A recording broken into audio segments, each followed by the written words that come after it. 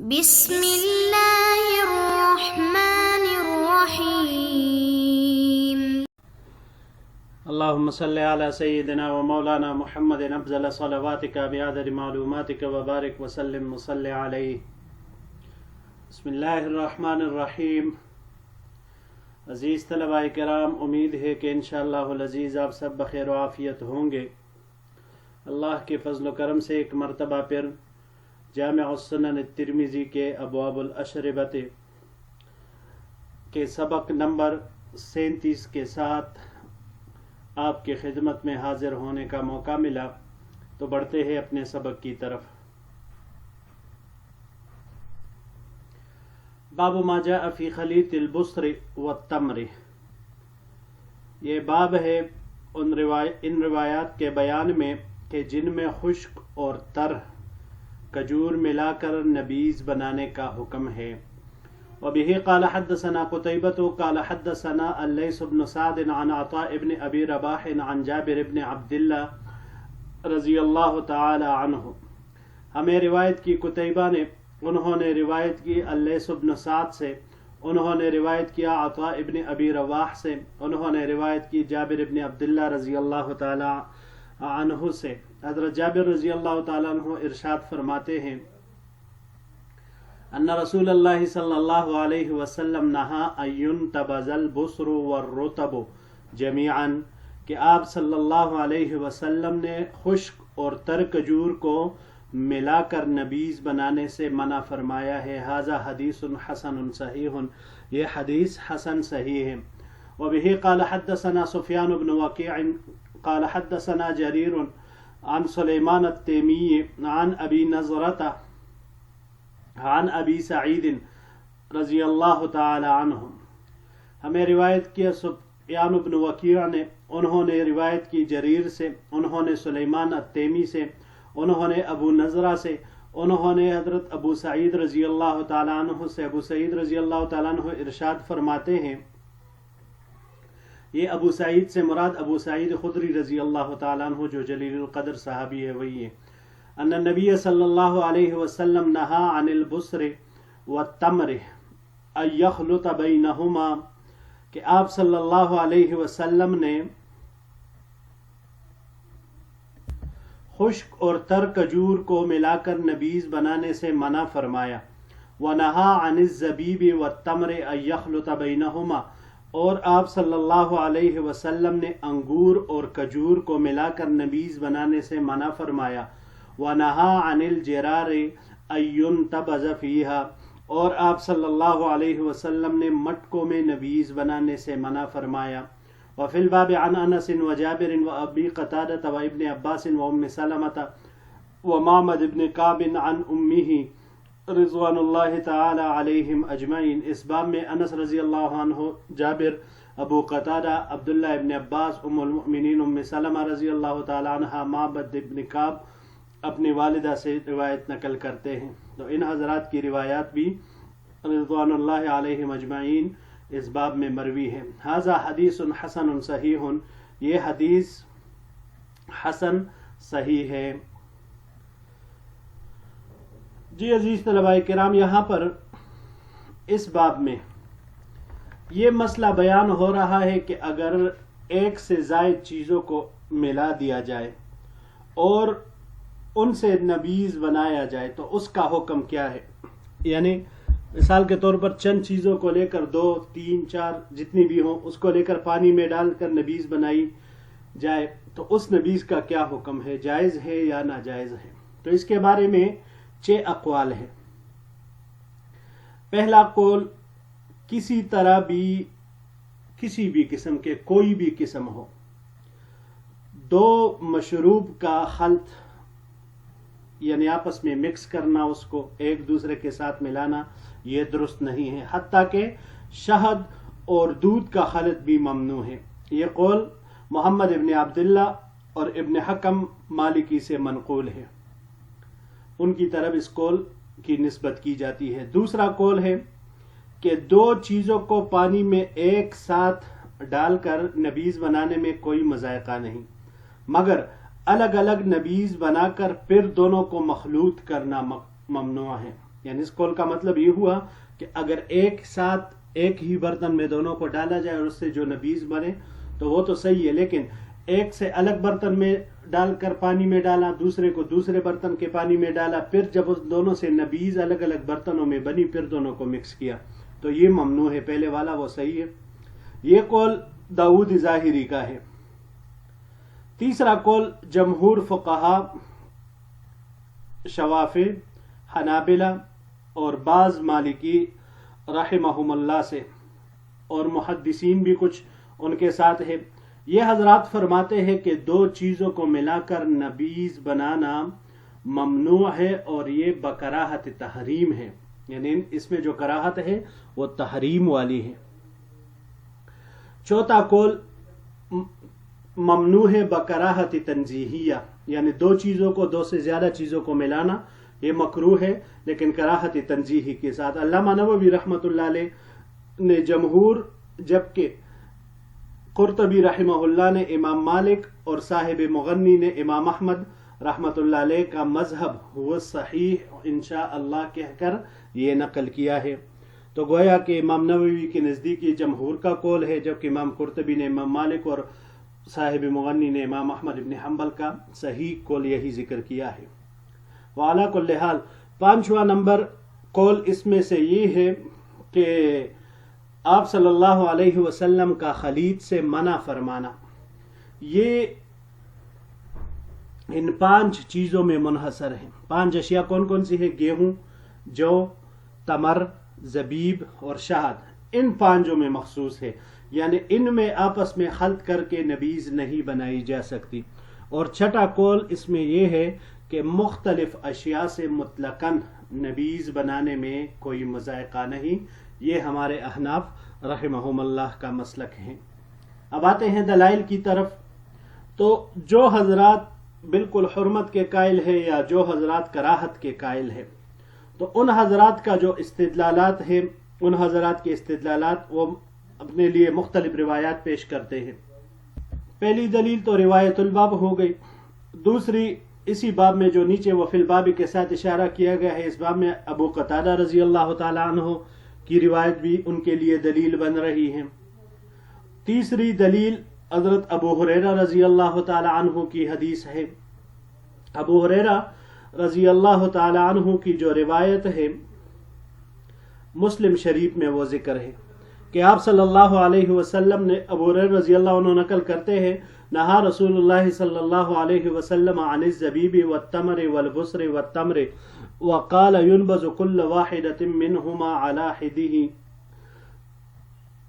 یعنی ہر ایک کو جدا جدا کرنا چاہیے، ایک ساتھ ملانا نہیں ہے۔ چوتھی دلیل ان حضرات کی عبداللہ ابن عباس رضی اللہ تعالی عنہ کی روایت ہے، وہ فرماتے ہیں نہا رسول اللہ صلی اللہ علیہ وسلم ان يخلط التمر والزبیب جميعا وان يخلط التمر والبصر جميعا۔ 5 یہ بھی مسلم شریف کی روایت ہے، عبداللہ ابن عباس رضی اللہ تعالیٰ عنہما سے نقل ہے۔ 5ویں دلیل ان حضرات کی عبداللہ ابن عمر رضی اللہ تعالی عنہما سے ہے، وہ فرماتے ہیں نہا ان ينبذ البصر والرطب جميعا والتمر والزبیب جميعا، یہ بھی مسلم شریف میں ذکر ہے۔ چھٹی دلیل حضرت ابو سعید خدری رضی اللہ تعالی عنہ کی روایت ہے۔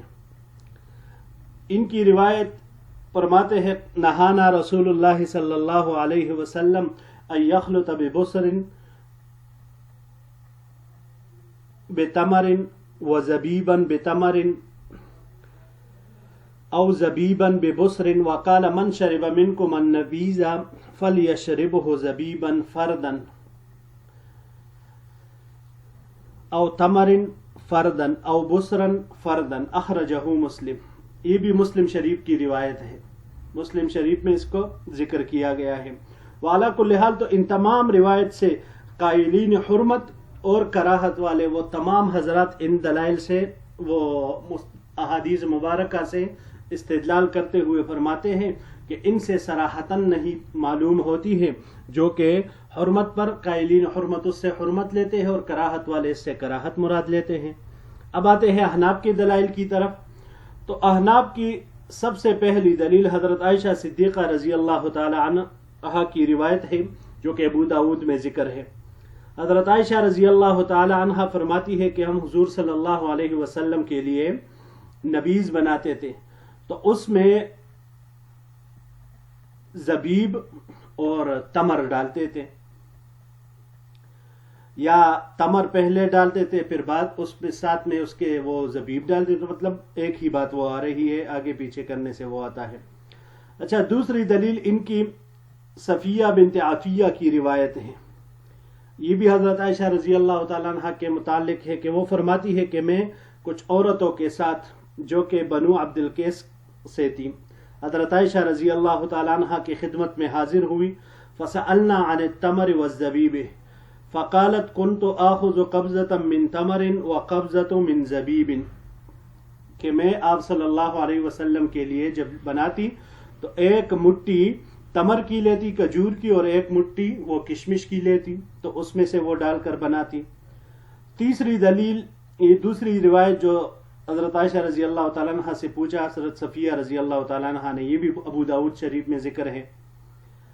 تیسری دلیل یہ محمد ابن حسن سے وہ نقل ہے کہ جو عبداللہ ابن عمر رضی اللہ تعالی عنہما کا اثر ہے کہ زیاد رحمت اللہ علیہ ان کے پاس آئے تو عبداللہ ابن عمر رضی اللہ تعالیٰ عنہما نے ان کو نبیذ پلائی، تو اس نبیذ سے ان کو وہ جب گھر جا رہے تھے تو ان کے اوپر وہ کیفیت الگ سی طاری تھی، تو وہ جب اگلی صبح آئے تو عبداللہ ابن عمر رضی اللہ تعالیٰ عنہما سے پوچھا کہ آپ نے مجھے رات کو کیا پلایا تھا کہ راستے میں چلتے ہوئے مجھے چکر آ رہے تھے؟ تو انہوں نے کہا کہ بھائی ہم نے تو کوئی اور چیز نہیں پلائی، صرف یہ کہ عجوہ اور زبیب کی بنائی ہوئی نبیذ ہم نے آپ کو پلائی تھی۔ تو اس سے بھی سب پتہ چلتا ہے کہ عبداللہ ابن عمر رضی اللہ تعالیٰ عنہ وہ ان دونوں کو مکس کرتے تھے، ملاتے تھے۔ اسی طرح ام سلیم رضی اللہ تعالی عنہ اور ابو طلحہ رضی اللہ تعالی عنہ کے بارے میں بھی حافظ ابن عدی رحمہ اللہ نے الکامل میں وہ نقل کیا ہے، انہما کانا یشربان النبیذ الزبیب والبصر یخلطانہ، کہ یہ دونوں حضرات ام سلیم رضی اللہ تعالی عنہ اور ابو طلحہ رضی اللہ تعالی عنہ یہ دونوں یہی نبیذ پیتے تھے جو زبیب اور بصر سے بنی یعنی مخلوط ہوتی تھی۔ تو ان حضرات سے یہ تمام دلائل یہ بھی اس بات کی طرف اشارہ کرتے ہیں کہ بھئی ان کا جمع کرنا وہ بی نفسی ہی، اس میں کچھ وہ ممانعات نہیں ہیں۔ اب جواب کی طرف آتے ہیں کہ یہ جو قائلین حرمت اور کراہت نے استدلالات پیش کیے تو اس کے بارے میں ہم کیا جواب دیتے ہیں؟ تو پہلا جواب تو اس سے احناف یہ دیتے ہیں کہ بھائی دیکھیں، خلید سے ممانعت کی اصل وجہ وہ خوف سکر ہے کہ بھائی ہو سکتا ہے کہ اس میں سکر آ جائے، نشہ آور ہو جائے، کیونکہ مختلف المزاج اشیاء جب پانی میں ڈالی جائے گی تو ان میں سکر جلدی پیدا ہو جائے گا اور پینے والے کو پتہ بھی نہیں چلے گا، اس لیے آپ صلی اللہ علیہ وسلم نے احتیاطاً وہ اس کو خلط کرنے سے منع فرمایا، جیسے ابتدا میں وہ شراب کے برتنوں میں نبیذ بنانے سے منع فرمایا تھا، تو یہ بھی اسی قبیل سے ہیں۔ یہ مفتی رشید احمد گنگوہی رحمہ اللہ نے یہ جواب نقل کیا ہے۔ دوسرا جواب یہ ہے کہ آپ صلی اللہ علیہ وسلم نے ابتداءً یہ منع اس لیے فرمایا کہ بھائی وہ تنگی کا دور تھا، اس وقت دو چیزیں ملانا بلکہ کرنا یہ چاہیے تھا کہ ایک چیز خود استعمال کر لیتی، دوسرے کسی دوسرے نادار غریب اپنے مسلمان بھائیوں کو دیتے تاکہ فقراء اور غریبوں کی حق تلفی نہ ہو جائے، تو اس وجہ سے آپ صلی اللہ علیہ وسلم نے یہ حکم یہ فرمایا تھا۔ اسی طرح تو اس طرح یہ اس باب میں یہی ذکر ہوا۔ بڑھتے ہیں جی اگلے باب کی طرف۔